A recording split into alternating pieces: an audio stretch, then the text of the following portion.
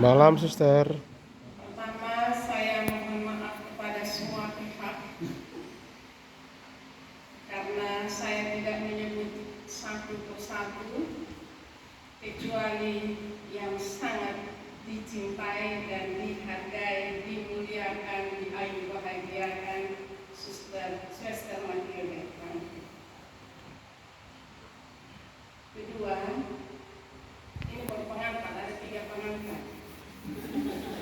Karena Suster Matilde cukup lama tinggal di Pulau Sumba, maka saya membutuhkan 15 menit untuk berkata-kata tentang Suster Matilde.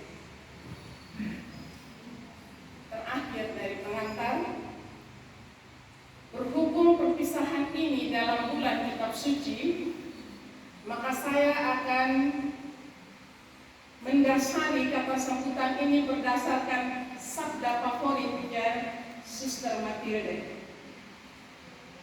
Nanti Suster Matilde mengiyakan, memastikan apakah ini benar atau tidak. Firman itu telah menjadi manusia dan diam di antara kita.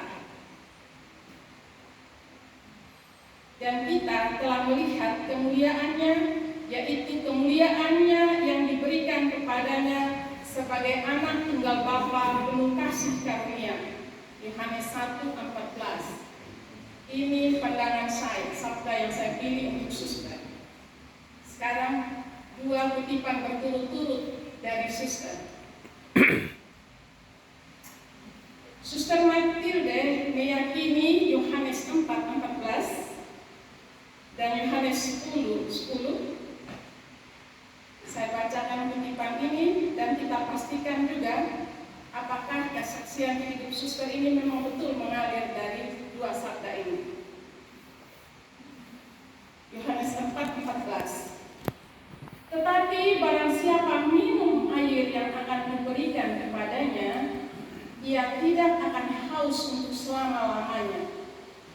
Sebaliknya, air yang akan kuberikan kepadanya akan menjadi mata air di dalam dirinya yang terus-menerus memancar sampai kepada hidup yang kekal. Yohanes 10:10.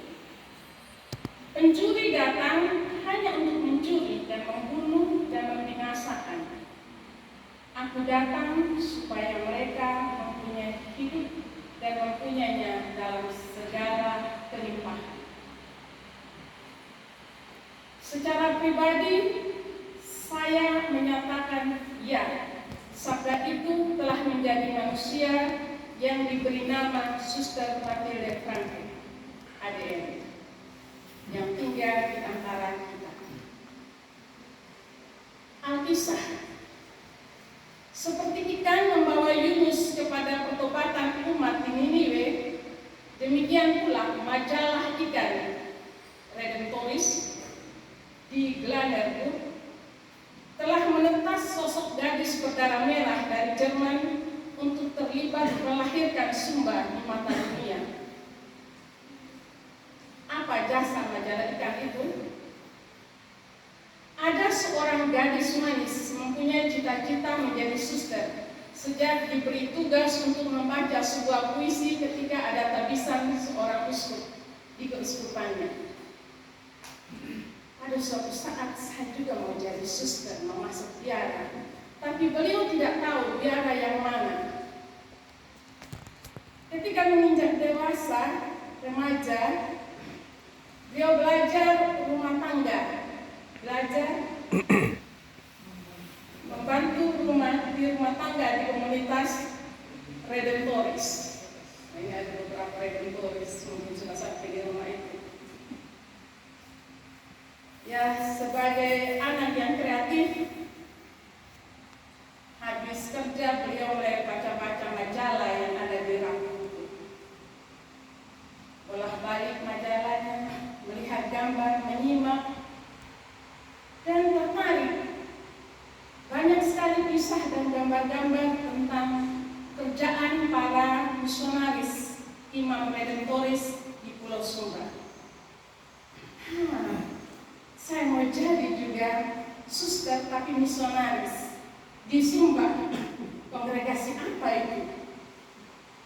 Dan memang kongregasi yang diajak masuk ke Sumba yaitu ADM. Maka beliau berharap pada suatu ketika pemimpin juga mengutus saya menjadi seorang misionaris. Suster geleng-geleng agak benar ya. Sekarang sambil bercerita saya akan membandingkan usia Suster Matilde dan usia saya sendiri untuk menunjukkan betapa melimpahnya air itu telah mengalir dari sumbernya dalam kurun waktu yang panjang dan lama, sambil kita mengingat dua sabda Tuhan yang tadi saya baca, yang menjadi patokannya suster. Pada usia 18 tahun, yakni tahun 1964, Nona Matilde masuk biara. Waktu itu saya baru berumur 4 tahun, masih ingusan, belum tahu mandi sendiri, belum sekolah. Nah, sekarang kita masuk ke periode pertama ke tanah misi. Tahun 1978 yang tadi sudah singgung sampai 1988, 10 tahun.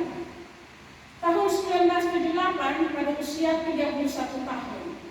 Sudah siapa ya yang 31 tahun di sini?